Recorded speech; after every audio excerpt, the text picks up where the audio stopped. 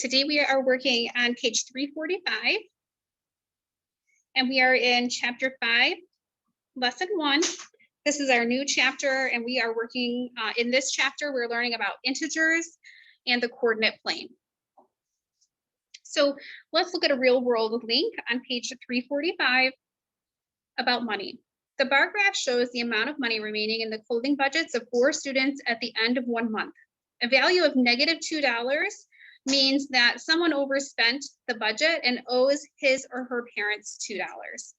So this is the bar graph, money left in the clothing budget. So Berto has $5, and even though it doesn't have a line for $5, we can see that it's halfway between 4 and 6. So we can read that graph and know that it's $5 left in the account for Berto. Elijah has $2 left in the clothing budget account. Jenna is at -$2 in the clothing account, and Myron is at -$8 in the clothing budget. So what number represents owing $8? So if we want to have a numerical representation of a debt or owing $8, that would be -8. And we're not putting the dollar sign here on purpose because they said what number. Number 2, what number represents having $5 left?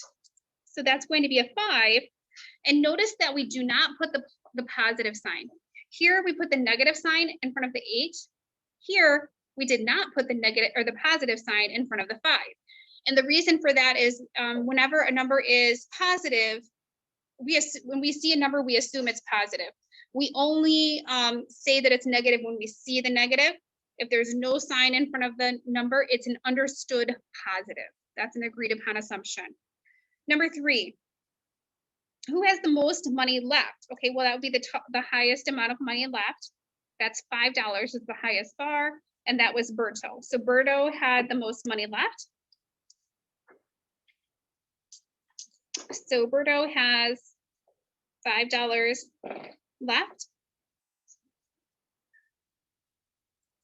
Okay, so he has the most money left.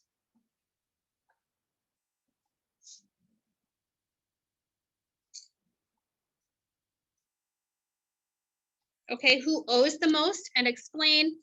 So owing the most money, that would be the negative amount that's the lowest, which is -$8. Okay, so that is Myron. Myron owes the most.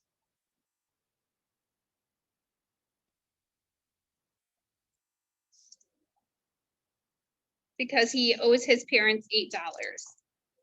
Myron owes the most because we'll say he overspent by $8.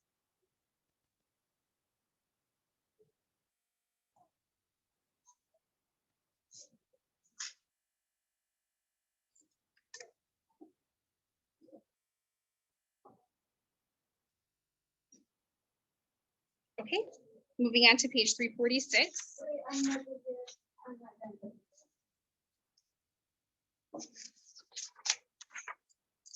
Okay, use integers to represent data.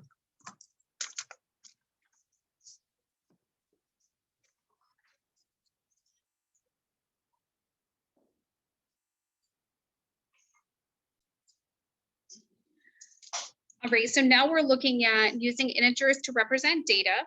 Positive whole numbers, their opposites, and the number 0 are called integers. To represent data that are less than a 0, you can use negative integers. A negative integer is written with a negative sign. Data that are greater than 0 are represented with positive integers. So when we look at the number line, okay, the integers are these numbers. It's 0, and all of the counting numbers, 1, 2, 3, 4, 5, 6, and so on. And then all of the opposites of the counting numbers, -1, -2, -3, -4, -5, -6, all the way to -infinity. Okay, so these are called the integers. So again, the integers are 0, and then the counting numbers, 1, 2, 3, 4, 5, 6, onto positive infinity, and then all of those opposites. Okay, example number 1.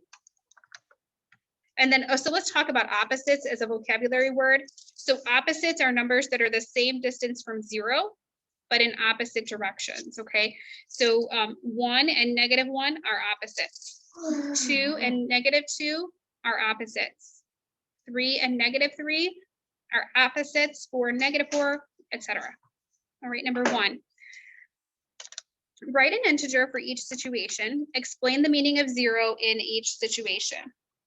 A 10-yard loss. Because it represents a loss, the integer is -10. In football, the integer 0 represents no yards lost or no yards gained. Number 2, 4 inches of rain above normal. So when we see above, we know that's going to be a positive representation. Because it represents above, the integer is 4. In this situation, the integer 0 represents the normal amount of rain. So if you had 0 inches above or below normal, 0, you're just average amount of rainfall. In this case, if let's say in a given month you had 4 inches more than you typically would get, that would be a positive 4. So you're 4 above normal. Okay, 48. A $48 deposit into a savings account. Okay, so this would be 48. And this instance, the 0 would represent neither a deposit or a withdrawal.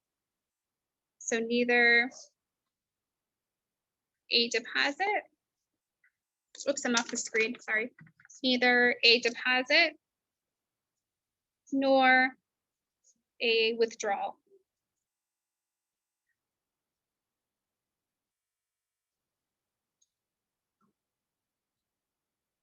All right, example A, a gain of $2 a share. So if we have a gain of $2 a share, that's a positive 2. I'm just going to write this here. And then it says, explain the meaning of 0 in each situation. So this would be neither a gain nor a loss. So 2 will be the integer. And then the second part of our answer, I'm just making a semicolon there to separate the first question, write an integer for each situation. That's what I did first, 2.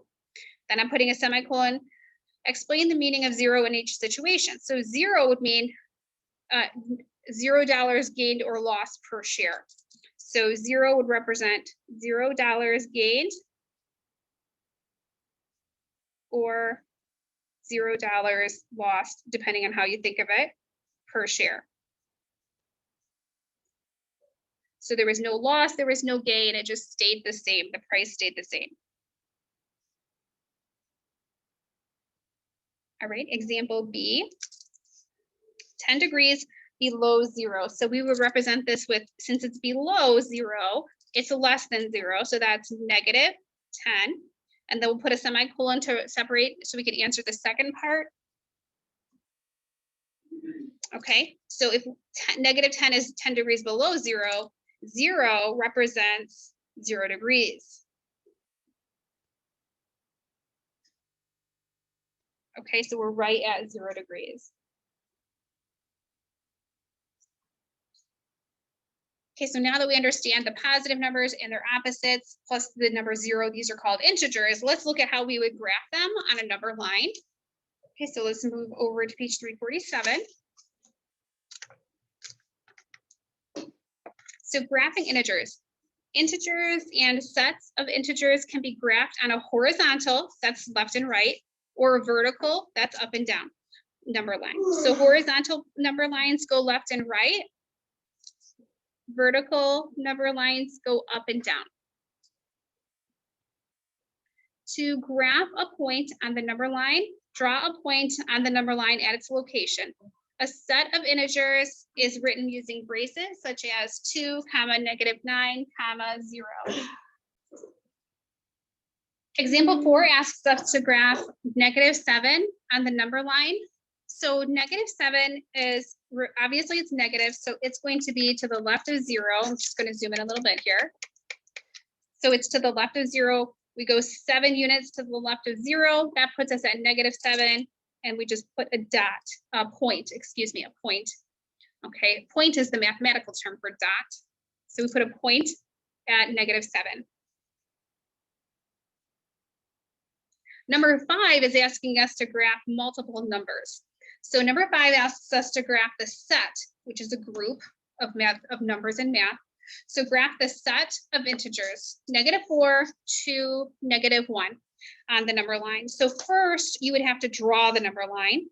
Okay, you would put your points on the your hash marks, or some teachers call them tick marks, these little vertical lines that intersect the number line. You would label your numbers, and then you would draw points on the -4 gets a point, +2 gets a point, and -1 gets a point. And that is how we plot numbers on a number line, or graph numbers on a number line. So this was a horizontal number line. So let's go ahead and just write that word down to remind us what that means. I know we learned this in elementary school, but this is a good refresher.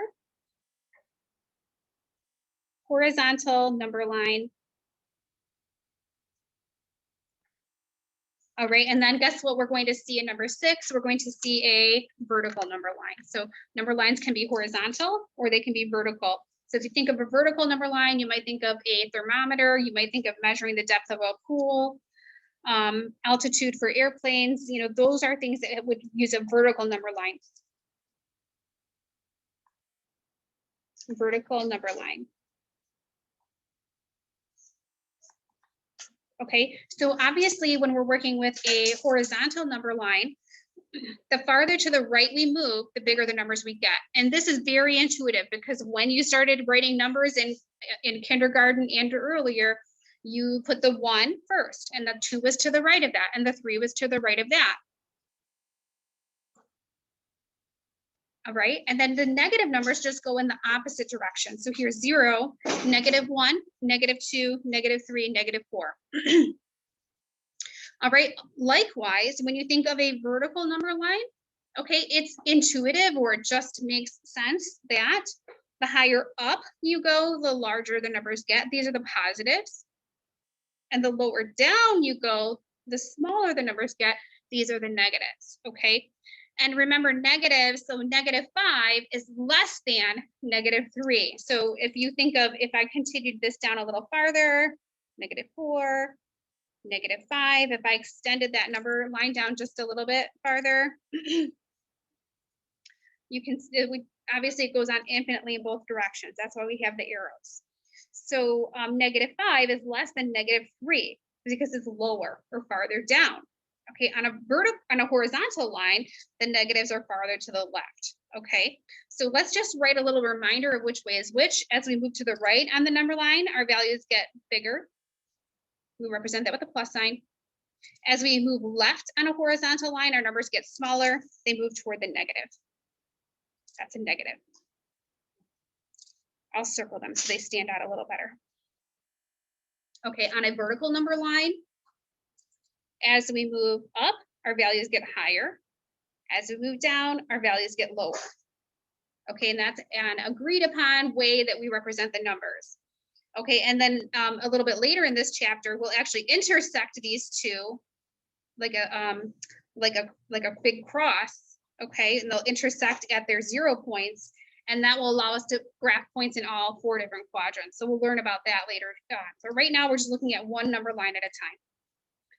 Okay, so on the vertical number line, we are asked to graph the point 0. So I put a point on 0. We're asked to graph 2. So I go to +2 and I plot a point. Then I go to -3 and I plot a point. Let's look at example C. Graph each set of integers on the number line. So example C, they were really nice. They put the graph here for us. So we are asked to graph -3. So we'll plot a point there at -3, 0. -2 is right here, and 4. Okay, and if they weren't labeled, so if I had to go in between, which we're actually not doing in 6th grade, we're doing whole points only, integer points only. But let's just say that I needed to plot a point 1 1/3. This is a little sneak peek of just what you do next year, just the next bump up, no big deal. So if I had to plot the point 1 1/3, it's not right on 1, it's not right on 2. So I could tell my readers exactly what it is by labeling it 1 1/3. Okay, but I'm going to erase that. That's actually not what we're doing in this lesson. That's just a little FYI. You can label it if you want to be specific when you're giving your values.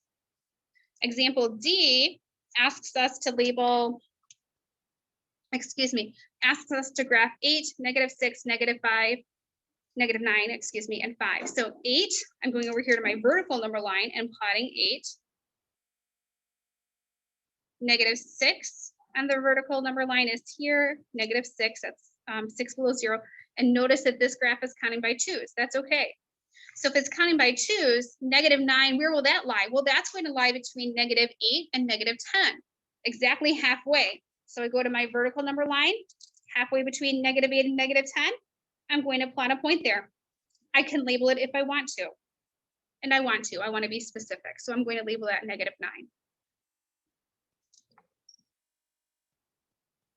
Okay, and then the last point that I'm asked to graph is 5. So I go to +5. So again, that's going to be halfway between +4 and +6. There's my point. And I can label it if I want to. And guess what? I want to.